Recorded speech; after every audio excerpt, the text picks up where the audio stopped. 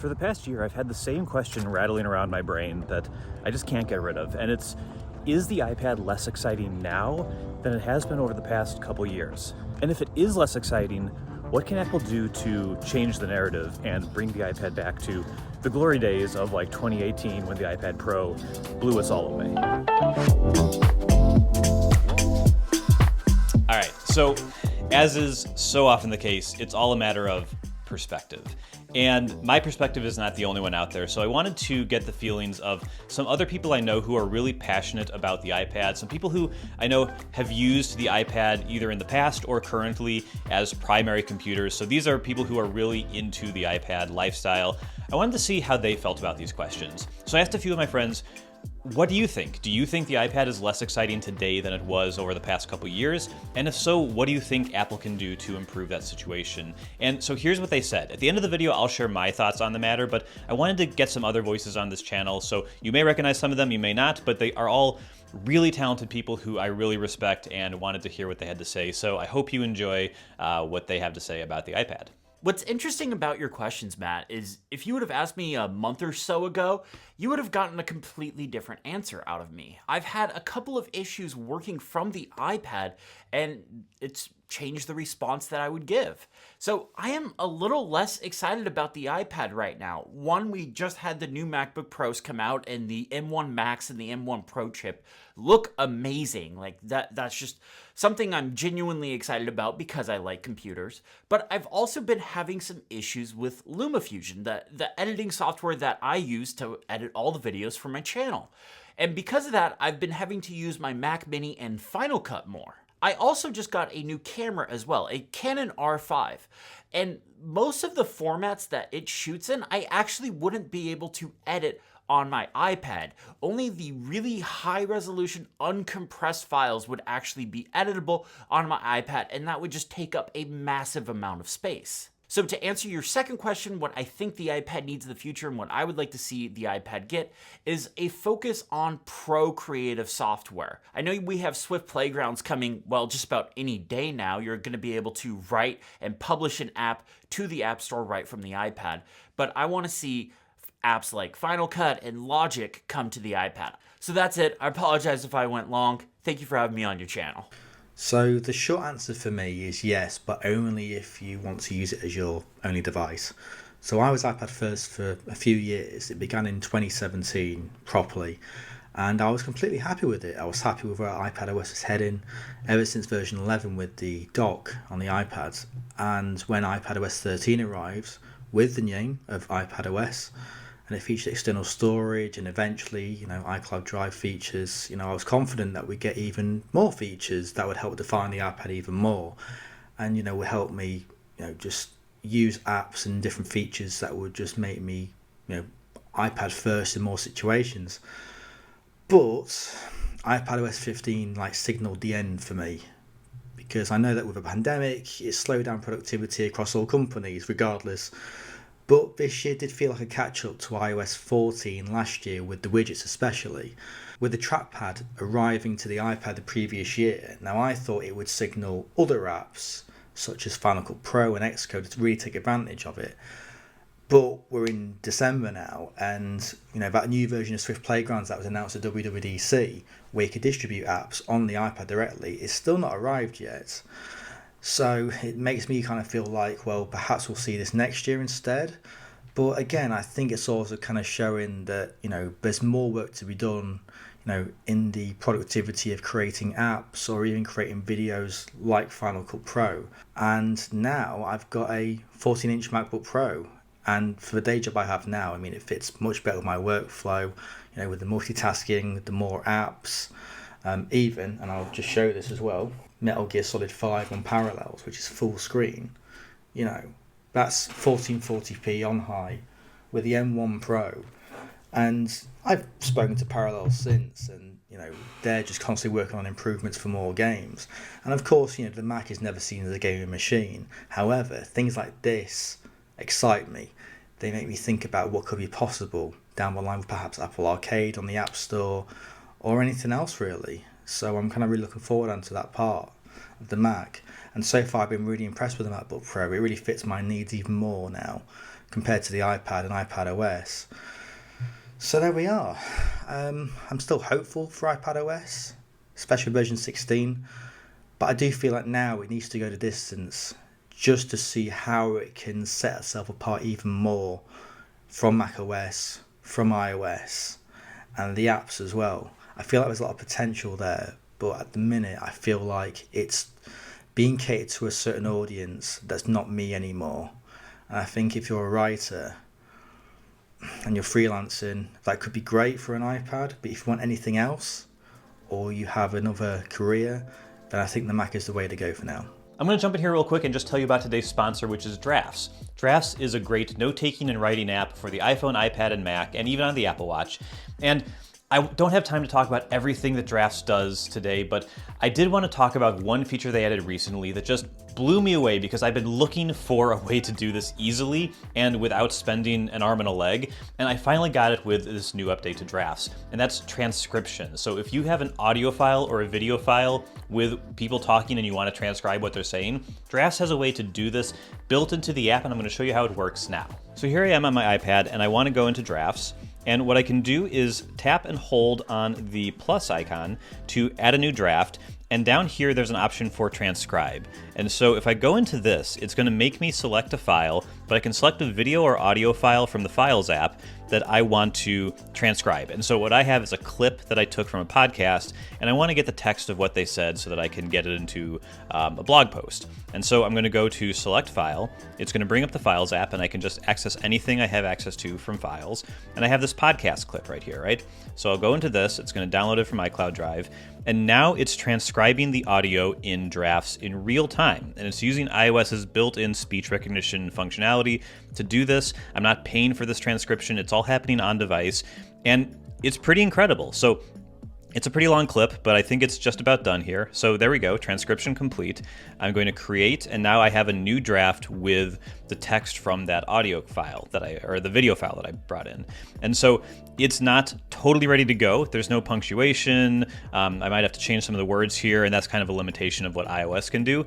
But this is such a great starting point for someone like me who has these clips, sometimes pretty long clips. I need to transcribe them. I need to get the words that they said onto the page, and I can just go through this and make little edits if I need to. But like, this is so valuable. And again, this usually costs, you either need to get a subscription or you need to pay a surprising amount per transcription to get the sort of thing done. And just being able to do it for free inside Drafts is so cool. And so stuff like this is what makes me really happy when Drafts comes to me and says, hey, we want to sponsor some videos that you're working on, because it's so easy for me to recommend this app. So this is just one feature. There's so much more that Drafts does, but I'll leave a link in the description where you can check out the app, see what it can do. But if you take notes or write on your iPad, iPhone, or Mac at all, you definitely should look at Drafts and see if it fits your use case, because it's a pretty stellar application.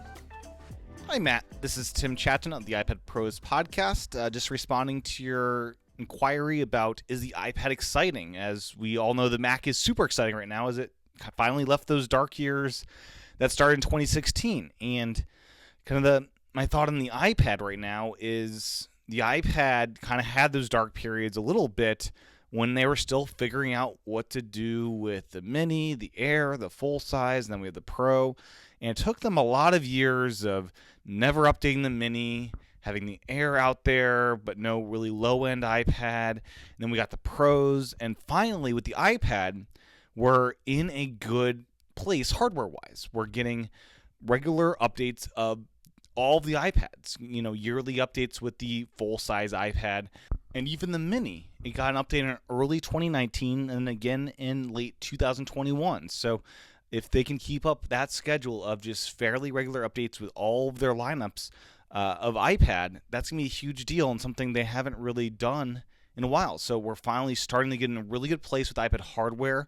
The Pro hardware, as you know, is super exciting and has kind of led Apple's hardware, and that's now leading into the Mac with these XDR screens, ProMotion, and the iPad hardware is in a really exciting place. We have this Magic Keyboard that is a real keyboard. It's got real keys. It's not some fabric covered thing, which I did like back in the day.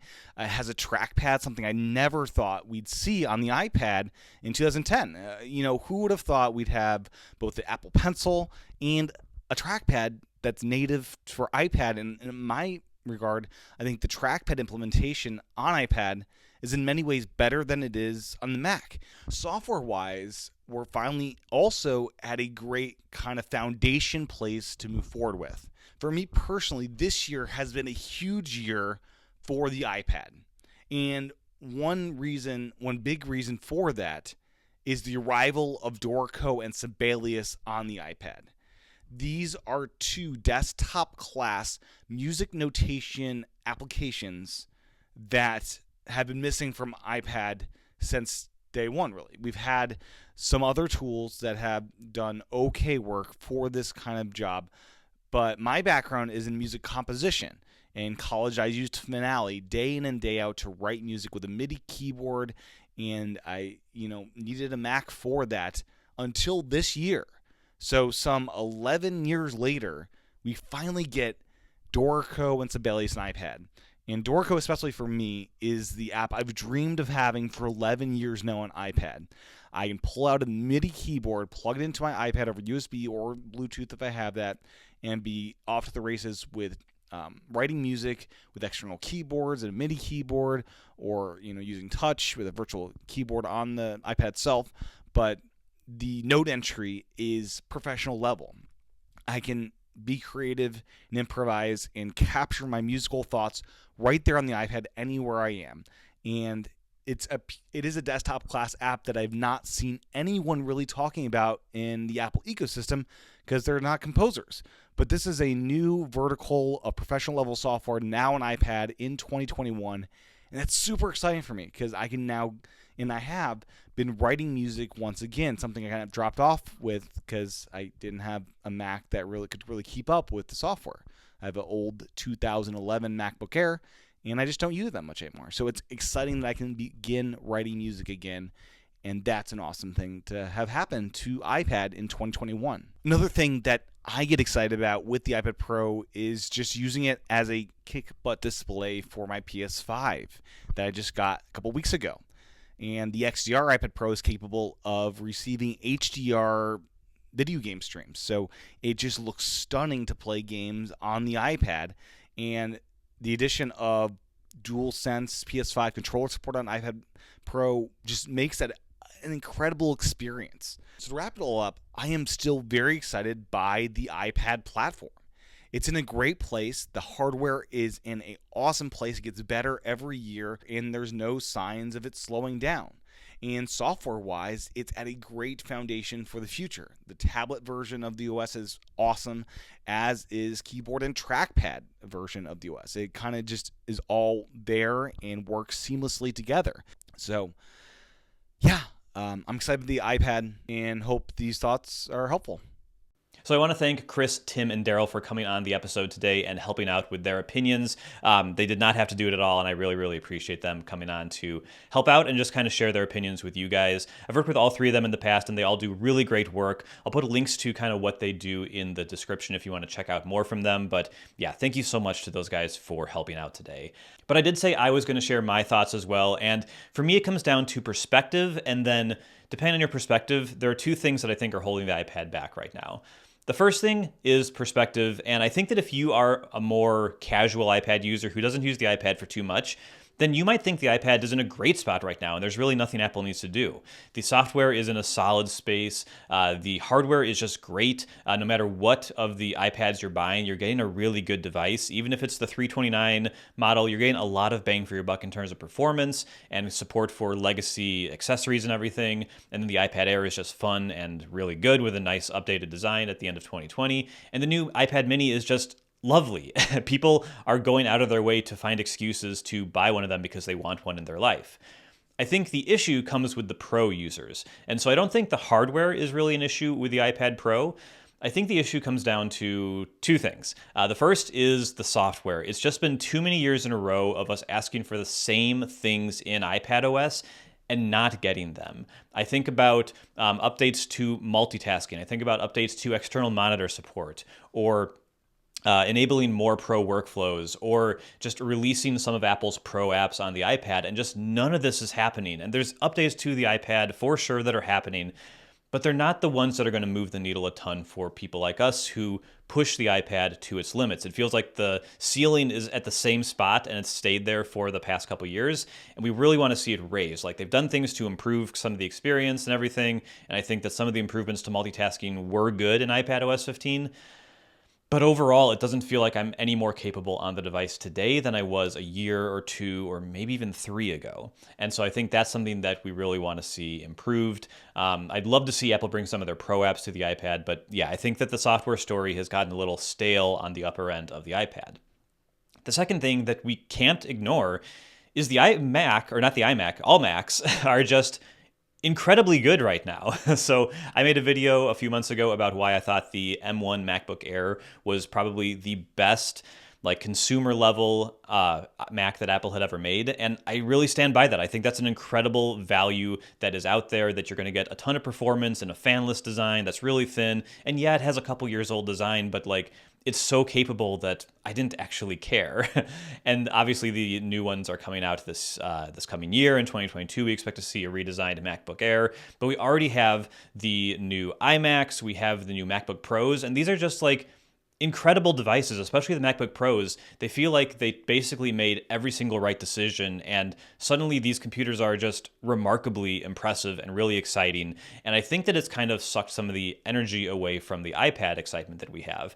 Maybe it's not a coincidence that when the iPad was really at the height of its excitement at the high end, which I would say is like 2018, 2019, that was when we got a new design to the iPad. We got iPad OS kind of breaking off from iOS.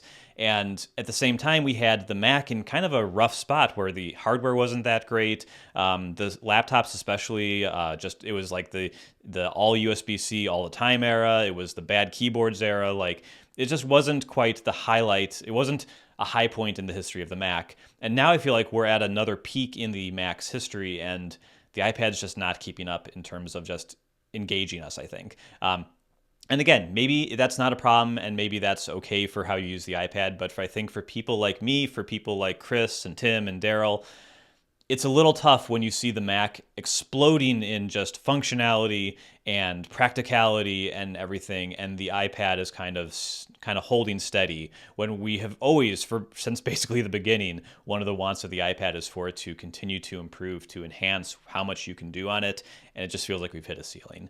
And so what I'd like to see from Apple in 2022 with the iPad is not to redesign the hardware or anything. If the new iPad Pros come out this year and they look exactly the same, or you know what, frankly, they don't need to update the iPad Pro. Just leave us with this same M1 iPad Pro and just focus on getting us the new software updates that will help us raise that ceiling. Let us do more with the iPad than we can do today, and I think that's going to move the needle for us, for just Apple with the iPad's Pro story and everything.